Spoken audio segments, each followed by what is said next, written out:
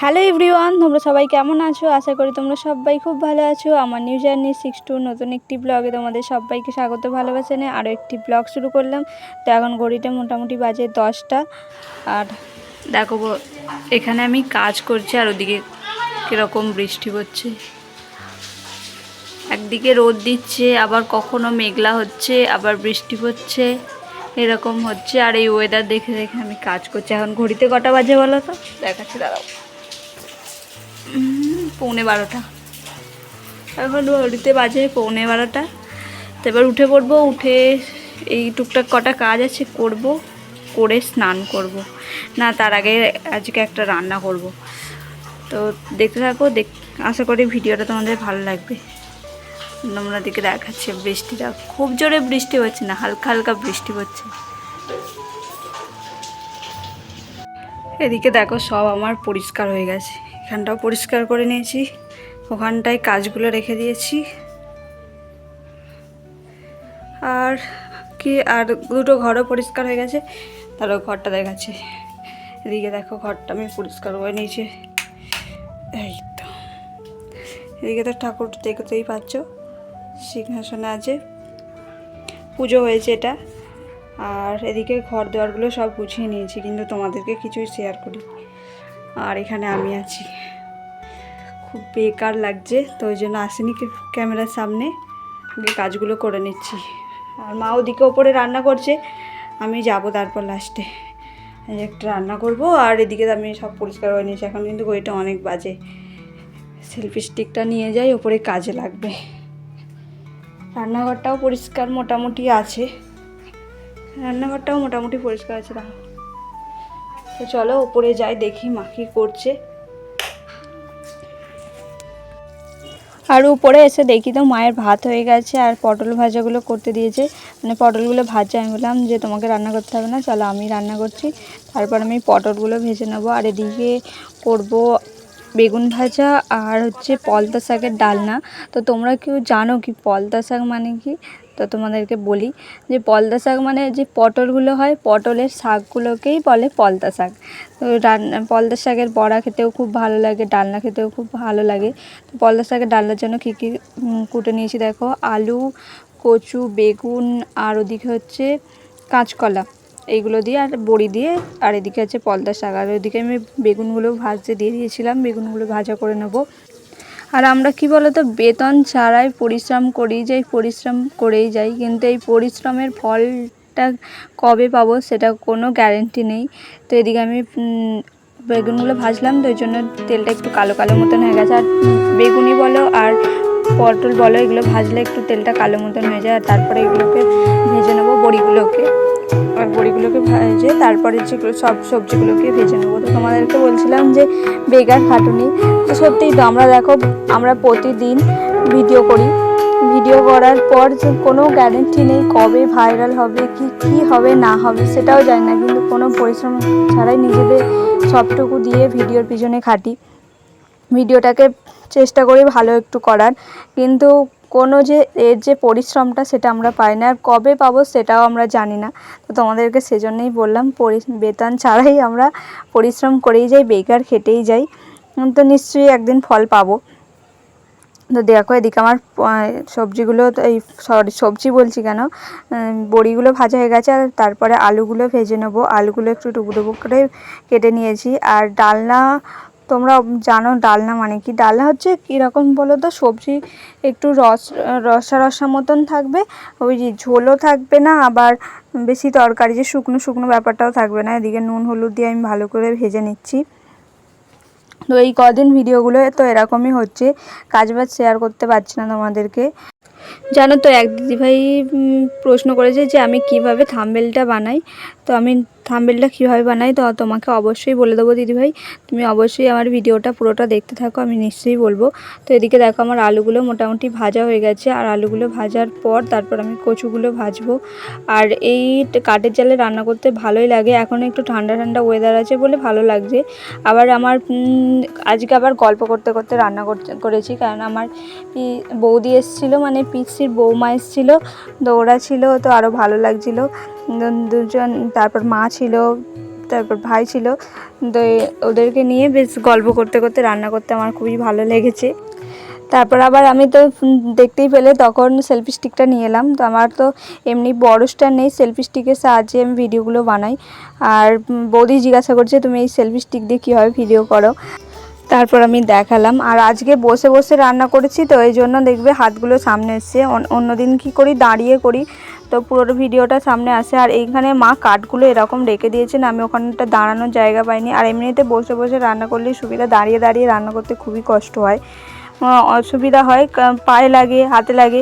আর বসে বসে রান্না করলে ঠিক আছে, ভালোই লাগে বসে বসে রান্নাটা করতে। আর সব কিছু জোগাড় থাকলে তো আরোই ভালো লাগে। আর আমি যখনই রান্না করি মাকে বলি জোগাড়টা করে দিতে, আবার মাঝে মাঝে আমি নিজেই জোগাড় করে নিই। বেশিরভাগ মাই জোগাড়টা করে দেয়। এদিকে দেখো আমার কচুগুলো ভাজছি। কচুগুলো ভালো করে ভাজা হয়ে গেলে তারপরে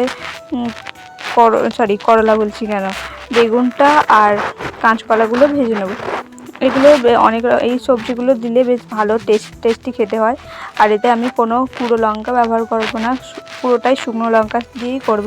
আর যারা কাঁচা লঙ্কা খাও তো ঠিক আছে, আর আমাদের কাঁচা লঙ্কা ছিল না বলে আজকে, ওই জন্য আমি শুকনো লঙ্কা দিয়েই রান্নাটা করেছি।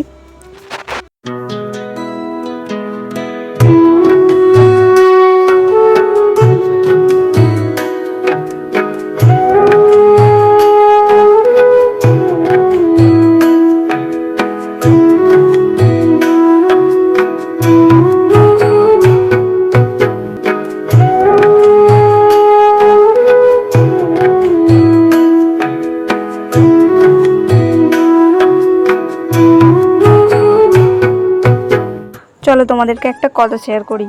জানেন তো, মানে মোটা হওয়ারও কি জ্বালা, আবার রোগা হওয়ারও কি জ্বালা। তুমি যদি মোটা হও না, তো তোমাকে বলবে বাবা কি মোটা, একটু রোগা হতে পারিস না, একটু রোগা হলে ভালো হয়। তো অনেক কিছু তোমাকে কথা শোনাবে। আবার তুমি যদি রোগা হও, তাতেও মানুষের কথা শেষ নেই। রোগা হলে একটু বেশি বেশি খা, তবে ভালো লাগবে।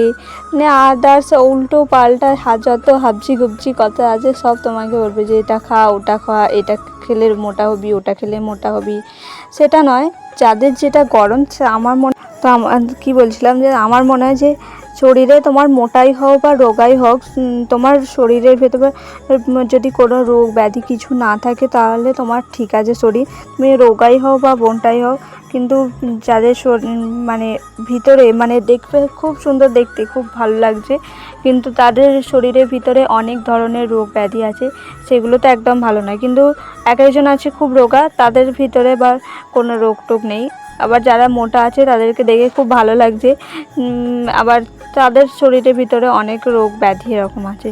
তো সেটা নেই, তোমার শরীরে তুমি যেটাতে কমফর্টেবল, তোমার যেটা ভালো লাগবে, যে শরীরটা আমার নিজের এনার্জি পাচ্ছে, শক্তি পাচ্ছে, সেটাতেই তো আসল কথা, বলো না। আর এই সব নিয়ে মানুষের এত কথা তোমাদেরকে কি বলবো, কে রোগা কে মোটা, খালি পরের চর্চা। আমার এই পরের চর্চা বা পরালোচনা একদম জিনিসটা একদম বেকার লাগে, বিরক্ত লাগে আমার। আর এদিকে দেখো তো, তোমাদের সাথে কথা বলতে বলতে আমার সবজিগুলো কিন্তু ভাজা হয়ে গেছে। আর আমি এটা নুন হলুদ দিয়ে ভালো করে সিদ্ধ বসিয়ে দেবো। আর সিদ্ধ বসানোর পর ওদিকে আমি মশলা করে নিয়েছিলাম, আর এদিকে মশলা দিয়েছিলাম আদা জিরে আর অল্প সরষে। আর এটা মোটামুটি একটু সাদা সাদা মতনই দেখতে হবে, মানে গুঁড়ো লঙ্কা দেবে না, তো গুঁড়ো লঙ্কা দিলে তার কালারটা একটু আলাদা হয়। আর এটা সম্পূর্ণ হলুদ আর শুকনো লঙ্কার ওপরে রান্নাটা, ওই জন্য একটু সাদা সাদাই দেখতে হবে, কিন্তু খেতে খুব সুন্দর হয়েছিল, খুব টেস্ট হয়েছিল খেতে। আর এদিকে দেখো আমি সিদ্ধ করে নিয়েছিলাম, আর তারপর এখানে তেলের মধ্যে দিয়েছিলাম 5 ফোড়ন, আর 3টে না 4টে শুকনো লঙ্কা দিয়েছিলাম যাতে একটু ঝাল হয়। আর তারপরে তো মশলাটা দিয়ে দিলাম, মশলাটা দিয়ে ভালো করে নেড়ে ছেড়ে আর সবজিটা দিয়ে দেবো। আর লাস্টে পলতা শাকটা দেবো, কেননা পলতা শাকটা আগে থেকে দিয়ে দিলে পলতা শাক একটু মানে একটু তিতো তিতো ভাব আছে। তুমি যদি আগে থেকে দাও না, তাহলে একটু তিতো তিতো হয়ে যাবে, তো বেশি ভালো লাগবে না। ওই ফোটানোর মানে নামানোর আগে খালি নামিয়ে দিয়ে শাকটা দিয়ে একটু নেড়ে ছেড়ে আর নামিয়ে নেবে। আর ওপর থেকে যদি তুমি একটু ঘি গরম মশলা দাও তো আরোই টেস্টি হয়।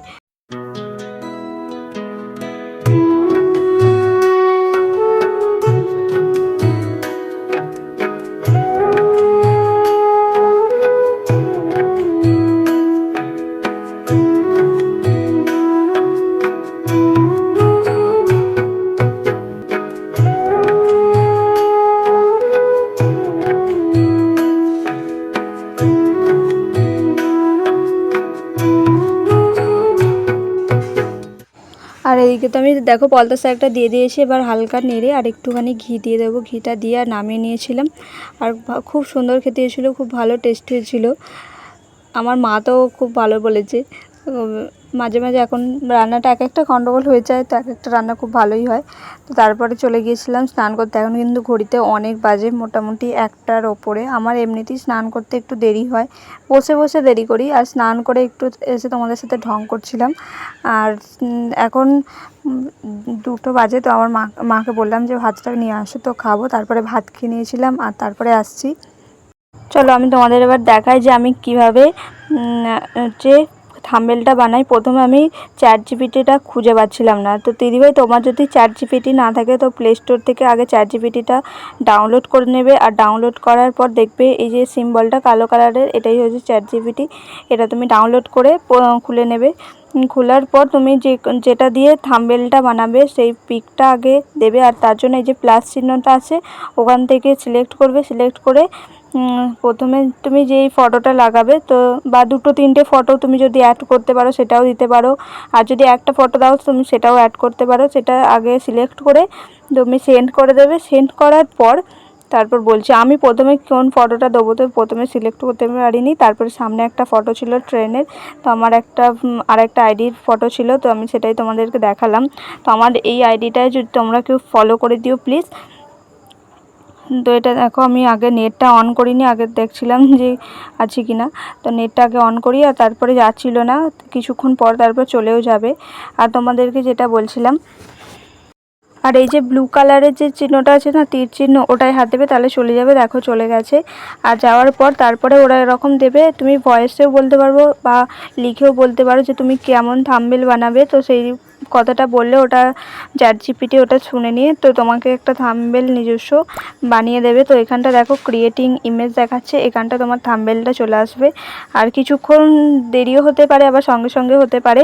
তো যখন হয়ে যাবে তারপরে দেখাচ্ছি। দাঁড়াও, অনেকটা লোডিং নিচ্ছে, তো এখন নেটওয়ার্কের প্রবলেম থাকলে এরকম দেয়। তো তারপর দেখো আমার একটা থাম্বনেল চলে এসছে। আর এই থাম্বনেলটাকে এই যে সেভ চিহ্ন আছে, এই 3 ডট, ওটায় হাত দেবে, দেখবে একটা সেভ লেখা দেখাবে, ওটায় সেভ করলেই তোমার ভিডিওটা গ্যালারিতে চলে আসবে। তো ভিডিওটা কেমন লাগলো অবশ্যই জানিও। ভিডিওটা ভালো লাগে লাইক কমেন্ট